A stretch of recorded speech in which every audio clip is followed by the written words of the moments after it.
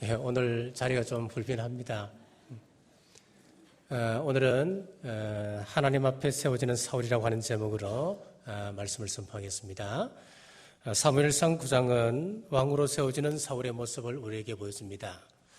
사울의 모습을 보며 그가 어떻게 왕으로 세워지는지 우리 하나님의 계획과 섭리를 오늘 발견할 수 있기를 간절히 바랍니다. 세워지는 사울 첫째는 하나님의 주권적 선택이었습니다. 오늘 본문 1절과 2절 말씀 제가 읽습니다. 베냐민 지파의 기스라 이름하는 유력한 사람이 있으니 그는 아비엘의 아들이요 스롤의 손자요 베고라스의 정손이요 아비야의 현손이며 베냐민 사람이더라. 기스에게 아들이 있으니 그의 이름은 사울이요 준수한 소년이라. 이스라엘 자손 중에 그보다 더 준수한 자가 없고 키는 모든 백성보다 어깨 위만큼 더 컸더라. 자, 족보를 기록한 것을 보고 제가 왜 일대지를 하나님의 주권적 선택이라고 하는 일대지 주제를 잡았나 하면은 이렇습니다. 사울의 족보는 하나님의 특별하신 보호하심이 있습니다. 사실 베냐민 지파는 다른 사사 시대의 내전으로 인해서 다른 지파를 지도할 수 있는 위치에 있지 않습니다. 사사기 19장에서 21장에 보면은 베냐민 지파의 아픔을 이렇게 기록하고 있습니다. 레위 사람이 첩을 얻었습니다. 그런데 그 첩이 바람이 나서 고향으로 돌아가 버리고 말았습니다. 그래서 이 레위인이 그 첩을 찾아서 첩을 설득하여서 다시 자기 집으로 데리고 오는데 오는 길에 베냐민 지파 땅에 하룻밤을 머물게 되었습니다. 자, 그런데 그 땅에 동성 연애자들이 남자인 자기를 그 밤에 원하는 거예요. 그러니까 이 레위 사람이 자기 첩을 내줍니다. 첩이 강간을 당하고 죽게 됐지요. 레위 사람이 자기 땅에 돌아와서 생각해보니까 도저히 분해서 견딜 수가 없습니다. 그래서 첩의 시신을 12토막을 내어서 한 토막씩 12지파 사람들에게 보내게 되었습니다. 결국 이 일이 이스라엘 사람들의 마음에 분노를 일으켜서 베냐민 지파와의 전쟁이 일어나고 이 전쟁에서 베냐민 지파는 거의 멸절 상태에 놓이게 되었습니다. 하나님의 도우심이 없었다면 이스라엘 백성은 이 베냐민 지파는 이스라엘 땅에서 완전히 그 지파의 이름이 사라졌을지도 모르는 그런 큰 위기였습니다. 하나님의 특별한 섭리로 베냐민 지파 600명만 구사일생으로 살아서 겨우 지파 명맥을 유지하고 있었습니다. 자, 때문에 베냐민 지파에서 하나님의 지도자가 선택된다고 하는 것은 상식적으로 이해가 되지 않는 것입니다. 이것을 보고 사울의 선택을 하나님의 주권적 선택이다 그렇게 말을 하는 거예요. 사울은 인간적으로 보면 유력한 사람이었습니다. 그의 키는 다른 사람들보다 월등히 커서 어깨 위에 머리만큼이나 하나 더 있는 사람이었다 그랬습니다. 사무엘의 성품에 대해서 이렇게 기록하고 있습니다. 4절 말씀입니다. 그가 에브라임 산지와 살리사 땅으로 두루 다녀보았으나 찾지 못하고 사할림 땅으로 두루 다녀보았으나 그곳에는 없었고 베냐민 사람의 땅으로 두루 다녀보았으나 찾지 못하니라. 이런 암나기를 찾기 위해서 이스라엘 온 땅을 뒤질 만큼 자기 일에 성실한 사람이었다는 것을 볼 수가 있습니다. 나이가 40이 되었는데 아버지가 이런 나귀 찾아라고 이스라엘을 다 뒤질 정도로 그는 굉장한 사람이었습니다. 착한 성품을 지닌 효자였다는 것을 또한 알 수가 있습니다. 그리고 7절에 보면 주의 종을 대접하는 예의가 있었습니다. 사울이 그의 사원에게 이르되 우리가 가면 그 사람에게 무엇을 드리겠느냐? 우리 주머니에 먹을 것이 다였으니 하나님의 사람에게 드릴 예물이 없도다 무엇이 있느냐 하니. 자, 그리고 잔심부름을 하는 사원의 말을 받아들일 정도로 열린 마음도 가지고 있었습니다. 10절입니다. 사울이 그의 사원에게 이르되 내 말이 옳다 가자 하고 그들이 하나님의 사람이 있는 성읍으로 가니라.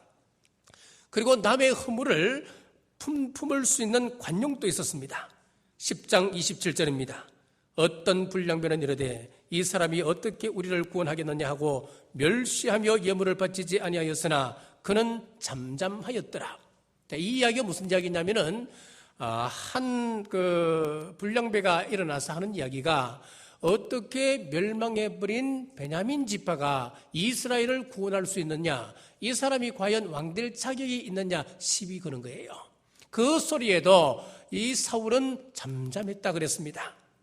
자, 이렇게 그의 됨됨이를 보면 겸손한 사람이었고 효성이 있는 사람이었고 남의 허물을 품을 수 있는 관용을 가지고 있는 사람이었고 하나님의 종을 대접할 줄 알고 지극히 적은 사람의 말도 품을 수 있는 그런 사람이었다는 것을 알 수가 있습니다. 그럼에도 이스라엘에서 리더십을 발휘할 수 없을 정도로 가장 연약한 지파였고 가장 약한 가문이었습니다. 그래서 사울 본인 자신도 나는 이스라엘 백성의 왕이 될 자격이 없다고 생각했었습니다. 이렇게 지도력을 발휘하기 어려운 그 여러 가지 여건이 있었습니다만은 낮은 자를 들어서 높은 자를 부끄럽게 하시는 하나님, 지혜 없는 자를 들어서 지혜 있는 자를 부끄럽게 하시는 그 하나님께서 가장 연약한 사람을 선택하시고 변화시켜 사용하셨습니다. 자, 이것은 연약한 우리가 예수 그리스도로 말미암아 하나님의 자녀로 살아가는 것을 예표하고 있습니다. 장차 우리 주님께서 함께 오실 때에 함께 왕노릇할 저와 여러분들을 하나님께서 주권적으로 선택하셨기 때문에 이 자리에 앉아 있는 줄을 믿으시고 늘 감사하는 여러분 되시길 주의 이름으로 축복합니다. 선택받은 사울 둘째는 인도자를 만나도록 이것입니다. 6절 말씀입니다. 그가 대답하되 보소서 이 성읍에 하나님의 사람이 있는데 존경을 받는 사람이라 그가 말한 것은 반드시 다 응하나니 그리고 가사이다 그가 혹 우리가 갈 길을 가르쳐 줄까 하나이다 하는지라. 자, 반드시 하나님의 부르심에는 사람과의 만남이 중요합니다. 우리 신약을 보시면은 나중에 바울된 사울이 등장합니다.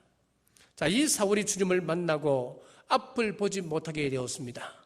그래서 성에 들어갈 때에 아나니아를 하나님께서 보내셔서 아나니아가 안수할 때 그 눈에서 비늘 같은 것이 떨어져 보게 되었고 성령 충만의 경험을 하게 되었습니다. 사도행전 9장 17절에서 19절입니다. 아나니아가 떠나 그 집에 들어가서 그에게 안수하여 이르되 형제 사울아 주 곧 내가 오는 길에서 나타나셨던 예수께서 나를 보내어 너로 다시 보게 하시고 성령으로 충만하게 하신다 하니 적시 사울의 눈에서 비늘 같은 것이 벗겨져 다시 보게 된지라. 일어나 세례를 받고 음식을 먹음에 강건하여지니라. 무슨 이야기겠습니까? 우리 주님께서 사울을 거꾸로 때리실 때에 그 자리에서 하나님의 사람으로 주님의 제자로 부르실 수는 없었단 말입니까? 그 이야기가 아닌 거예요. 분명히 그렇게 하실 수 있는 능력 있는 우리 주님이셨지만은 사람을 사용하여서 성령님을 허락하셨다는 이야기입니다. 사람을 사용하셔서 그의 육체의 그런 질고를 벗겨주셨다는 이야기입니다, 여러분. 그 후에도 바울은 바나바를 통하여서 교회에 세움받게 됩니다. 사람을 이용하셨습니다. 주님께서 직접 하시지 않고 사람을 통해서 역사하심을 우리에게 보여주고 있습니다. 고넬료는 경건하여서 하나님 앞에 인정받는 사람이었습니다. 하지만 베드로를 만남으로 복음을 듣게 되고 성령을 경험하게 되었습니다. 예루살렘 교회와 교통하게 되었습니다. 고넬료는 경건한 사람이어서 하나님 앞에 인정받는 사람이었습니다마는 베드로와의 만남을 통하여서 복음을 듣고 성령 충만을 받는 것입니다. 그래서 오늘 본문에서도 보면은 사울을 왕으로 세우기 위해서 그 일에 꼭 필요한 사람인 사울을 만나도록 하십니다. 그런데 그 사울을 만나도록 한 데 있어서 하나님께서 여러 사람과의 만남을 유도하고 계시는 것을 우리가 보게 됩니다. 어느 날 사울의 아버지 기스가 자신이 잃어버린 나귀를 아들에게 찾아오도록 명령을 했습니다. 사울은 아버지의 말씀에 순종하여서 에브라임 산지와 베냐민 온 땅을 두루 찾아다녔지만 찾지 못했습니다. 그러자 숲 땅에 도착해서 더 이상 찾다가는 우리 아버지 어머니가 걱정하실까 봐 이제 돌아가자 그랬습니다. 도저히 찾지 못하니까 돌아가자는 거예요.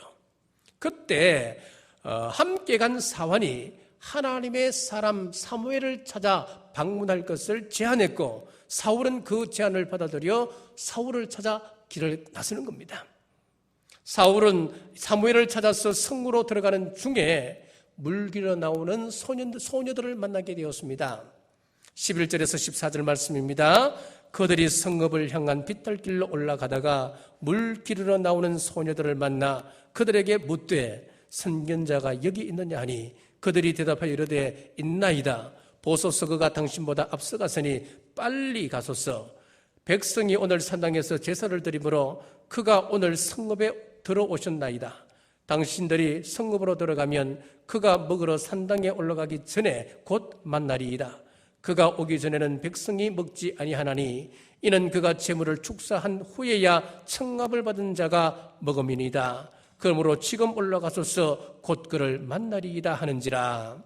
사울이 물깃는 소녀를 만남으로 사무엘의 행보에 대한 정확하고 자세한 정보를 얻게 되었습니다.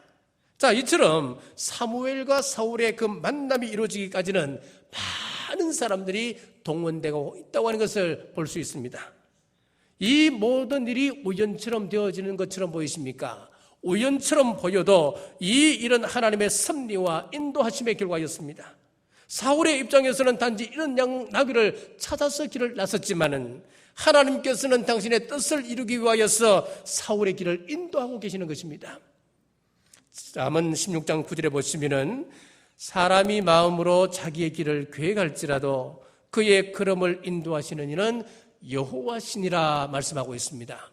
내가 아무리 내 길을 계획할지라도 하나님께서는 그 걸음을 인도해 주셔야 우리가 그 길을 선한 방향으로 나갈 수 있다, 그 말씀이에요. 혹 내가 생각한 대로 일이 잘 풀리지 않습니까? 그것까지도 그 배후에서는 하나님의 섭리가 있다. 이 모든 배후에는 하나님의 섭리를 따라서 지금 역사가 이루어져 가고 있다. 여러분, 이 사실을 꼭 믿으시기를 간절히 바랍니다. 이렇게 하나님께서 사용하시는 수단은 일상의 작은 일들로 진행됩니다.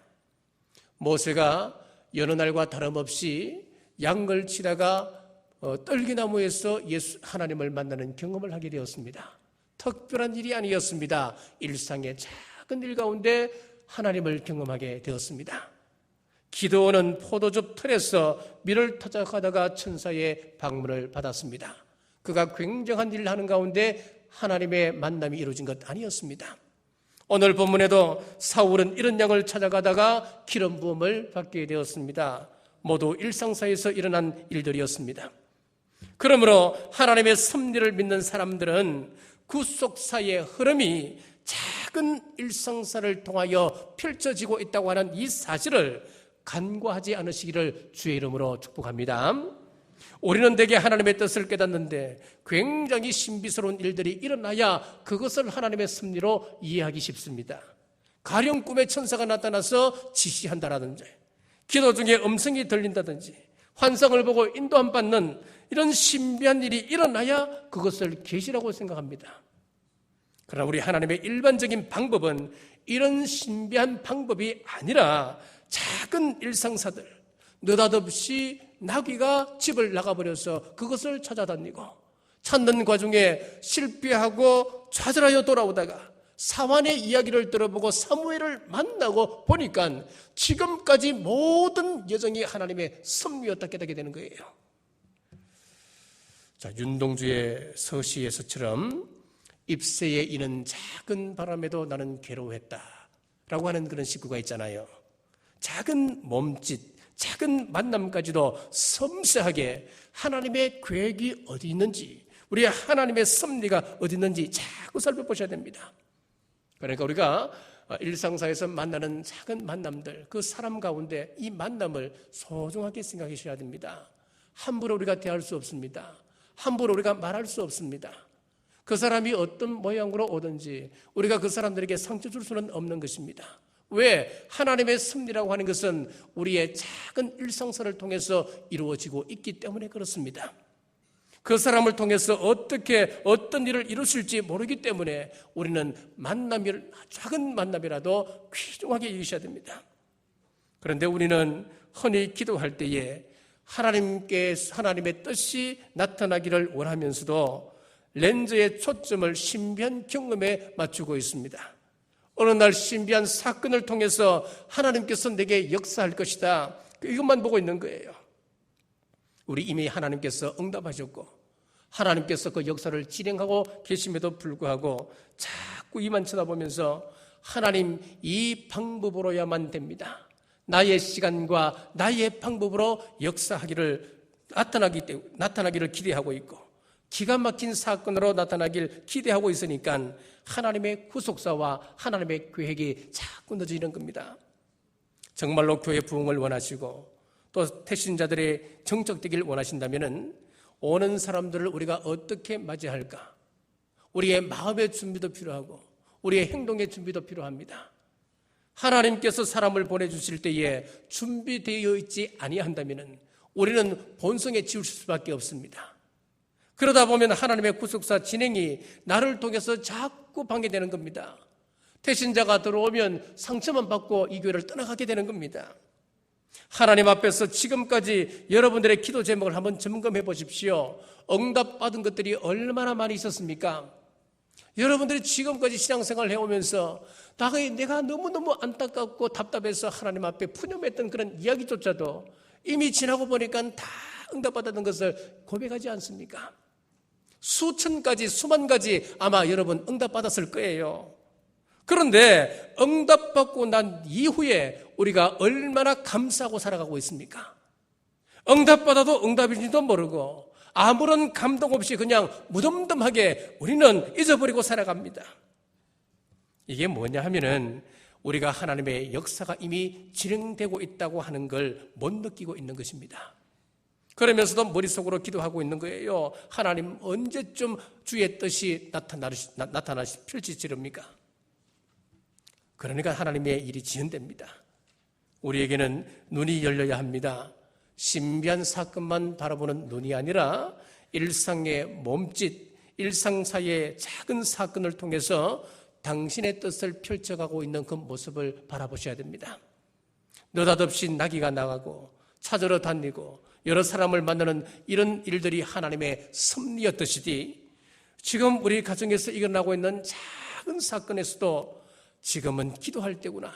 여러분 민감하게 깨달으시기를 간절히 바랍니다. 지금 이 나라가 겪고 있는 여러 가지 혼란스러운 문제도 기도할 때로 깨달으시고 겸손히 더 무릎 꿇으시길 주의 이름으로 축복합니다. 이스라엘 백성들에게 3년 6개월이라고 하는 기근이 온 때가 있었습니다. 그 기근의 문제를 해결한 사람이 엘리야였었는데 이 엘리사가 무엇으로 이 문제를 해결합니까? 육적인 문제를 영적인 문제로 풀어나갔습니다. 이스라엘 백성들이 우상을 섬기고 있었습니다. 온갖 더러운 행위가 그 땅에서 일어나고 있었습니다. 하나님께서 비를 주지 않으므로 기근이 일어났습니다. 다른 말로 이야기하면 이스라엘 전체에 경제적인 문제가 일어나게 되었다 이야기입니다. 그 문제가 일어날 때에 그는 이렇게 이야기합니다. 너희들이 어느 때까지 두 사이에서 머뭇머뭇거리느냐? 아직까지도 하나님의 온전한 사람으로 서지 못하고 우상을 섬기며 온갖 더러운 행위를 하고 있다는 것을 말씀하고 있는 거예요. 자, 이스라엘 백성들의 회개를 촉구하고 과거의 모든 삶을 버리고 회개하고 하나님 품에 돌아오니까 하나님께서 비를 허락해 주셨습니다. 기근의 문제를 해결해 주셨습니다. 경제적인 문제를 해결해 주셨다고 말씀합니다. 자, 여기서 우리가 영적인 법칙을 발견합니다. 사람이 더러워지면 땅이 더러워집니다. 자, 바꾸고 이야기하면 사람이 깨끗해지면 땅도 정화되기 시작하고 고침받기 시작합니다. 땅에도 치유자가 있습니다. 땅을 고치는 의사가 있습니다. 바로 사람입니다. 사람이 깨끗하면 땅은 고침받습니다. 역대하 7장 14절에 보면 내 이름으로 일컫는 내 백성이 그 악한 길에서 떠나 스스로 겸비하고 기도하여 내 얼굴을 구하면 내가 하늘에서 듣고 그 죄를 사하고 그 땅을 고칠지라. 이것을 요약하면 이렇습니다. 이 말씀은 우리가 짓는 그 죄에서 돌았으면 하나님 앞에 회개하고 통회하고 자복하게 되면은 하나님께서 들으시고 우리를 죄 가운데 돌이켜서 이 땅을 고쳐주신다. 그렇게 말씀하는 거예요. 사람이 고쳐지면 땅이 고쳐진다고 말씀하고 있는 거예요. 지난 수요일 또 말씀을 드렸습니다마는 뉴질랜드 우리 한국 선교사 보고서 가운데 이런 실화가 있습니다. 한국에서 어떤 선교사가 뉴질랜드로 파송을 받았습니다. 거기서 선교 활동을 하고 있는 중 그 땅에 범죄가 들어오기 시작했습니다. 그 땅이 사람들이 더러워지기 시작했습니다. 흔히 뉴질랜드는 이렇게 이야기합니다. 하나님께서 에덴 동산을 만들어 가시다가 너무 무거워서 한쪽을 뚝 떼어서 던졌더니 그것이 뉴질랜드가 되었다. 그만큼 뉴질랜드는 살기 좋은 곳입니다. 자, 그렇게 살기 좋은 낙원 같은 곳이지만은 흔히들 사람들은 이렇게 이야기합니다. 뉴질랜드는 심심한 천국이다. 그렇게 이야기를 합니다. 자, 사람들이 심심하다 보니까 너나 나나 할 것 없이 어느 날 죄를 짓기 시작했습니다. 온 동네 전체가 죄를 지으면서도 그것이 죄인지도 모르고 살아갔습니다. 그랬더니만 그 땅에 기근이 오기 시작했습니다. 어느 날부터인가 비가 오지 않았습니다. 목초가 다 들어갑니다. 동물들이 떠나갑니다. 그리고 사람들이 한 명, 두 명 이사를 가기 시작했습니다. 자, 그때 한국에서 갔던 이 선교사님이 동네 주민들을 모아놓고 여러분, 우리는 기도해야 될 때입니다. 여러분들이 죄를 지었기 때문에 땅이 저주를 받았습니다. 이것은 회개밖에 없습니다. 내일부터 7.14 기도 운동을 펼칠 계획입니다. 그러니까 아침 7시 14분에 우리 집에 모여서 함께 기도합시다. 그랬더니 마을 사람들 마음속에 그 감동이 일어나서 주민들이 모여들기 시작했습니다. 그 집을 가득 메웠습니다. 그때부터 기도하는데 기적 같은 일들이 벌어지기 시작했습니다. 그렇게 메말랐던 하늘에서 비가 오기 시작했고 목초가 살아나고 떠나갔던 동물들이 돌아옵니다. 여러 사람들이 이사 계획을 냈습니다마는 철회하고 그 땅에 머물게 되었습니다. 다시 살아났습니다. 후에 마을 주민들이 이야기합니다. 선교사님, 우리가 기도하기는 기도했는데 7.14 운동이 뭡니까? 그때 선교사님이 이야기하기를 역대하 7장 14절 말씀, 우리가 죄를 지었더라도 우리가 사람이 회개하고 돌이키면은 하나님께서 그를 용서하시고 그 땅을 치유하신다, 이 말씀이었다 이야기를 했습니다.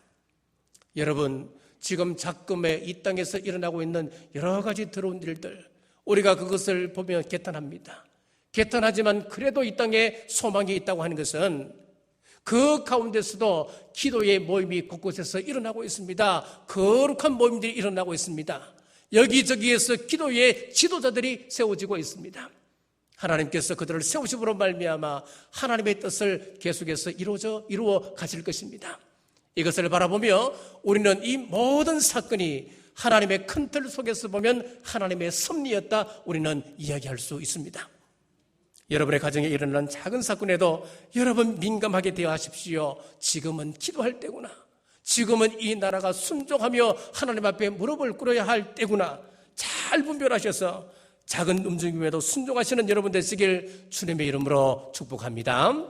세 번째, 멘토 사무엘을 만났습니다. 19절 말씀입니다. 사무엘이 사울에게 대답하여 이르되 내가 선견자이니라. 사울이 하나님의 사람 사무엘에게 갔습니다. 이때 사무엘이 사울을 보자 하나님께서 택하신 왕임을 알고 영접합니다. 이미 사무엘은 사울을 왕으로 세우시려고 하는 하나님의 뜻을 전에 듣고 있었습니다. 자, 이때 사무엘의 행보를 잘 보셔야 됩니다. 하나님의 뜻을 아는 사무엘은 왕이 될 사람으로 사람을 찾아 나서지 않았습니다. 그는 자신이 맡은 일상의 일을 계속해 나가면서 하나님이 보내주시기를 기도하고 있었습니다. 16절에 그때 하나님의 응답이 왔습니다. 내일 이맘때에 내가 베냐민 땅에서 한 사람을 내게로 보내리니 라고 응답해 주셨습니다. 자, 우리도 사람이 필요하거나 자리가 필요할 때에 가장 중요한 것은 지금 주어진 일에 충실하는 것입니다. 우리 일상에서 벗어나는 것이 아닙니다, 여러분. 주어진 일에 충실하면서 하나님의 때에 택한 사람을 보내달라고 간구하는 것입니다. 기도하고 기다리는 자세가 중요하다는 말씀입니다. 그래야 할 때에 하나님께서 사울을 인도하여서 사무엘 앞으로 보내주신 겁니다. 교회는 지도자로 세워질 사람들에 대해서 기도하는 것이 중요합니다. 그리고 지도자가 세워졌을 때에 하나님의 뜻을 순종함으로 그 앞에 복종하는 것이 중요합니다. 그리고 같은 친구였지만은 같이 성장한 사람이지만은 나보다 먼저 세움을 받게 될 때에 우리는 하나님의 권위에 대해서 그것을 인정하는 마음이 중요하다는 이야기입니다. 그런데 우리는 자신의 편견과 자신의 고집으로 사람을 대할 때가 많습니다.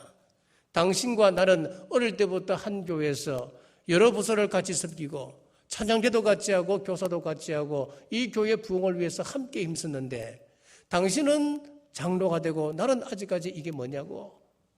여러분 물론 섭섭합니다. 친구나 후배 그리고 많은 사람들이 여러 가지 직분을 맡게 되는 것을 볼 때에 나는 아직도 이러고 있는데 부끄럽다 힘들다 물론 압니다.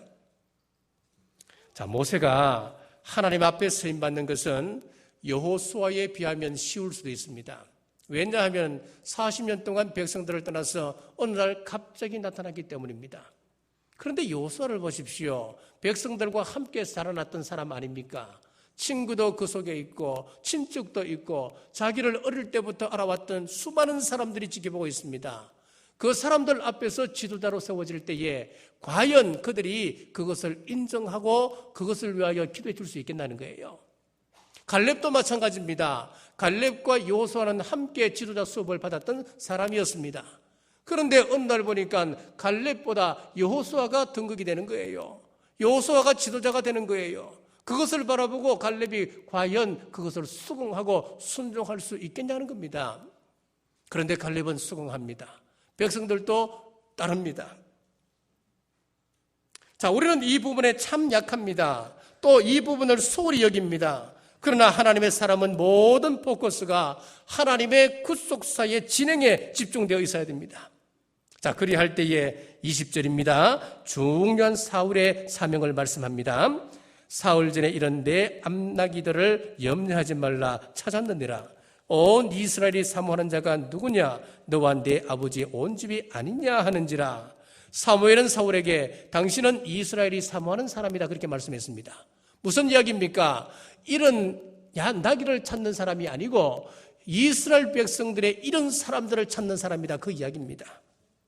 이를 위해서 사무엘의 초대를 받았던 사울은 그와 함께 먹으며 그와 함께 말하며 그와 함께 행동합니다.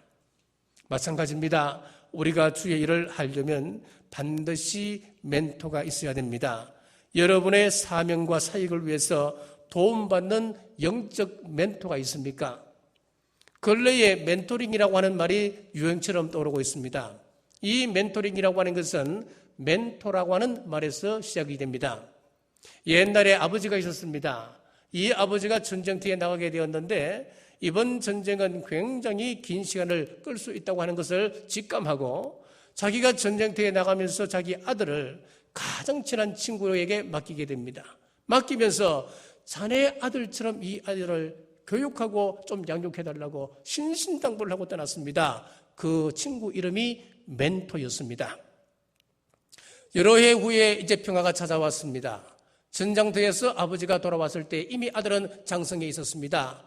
그런데 그 친구 멘토가 얼마나 이 자녀를 잘 양육해 주었는지 자기가 가르쳐도 그렇게 못 가르치는 거예요.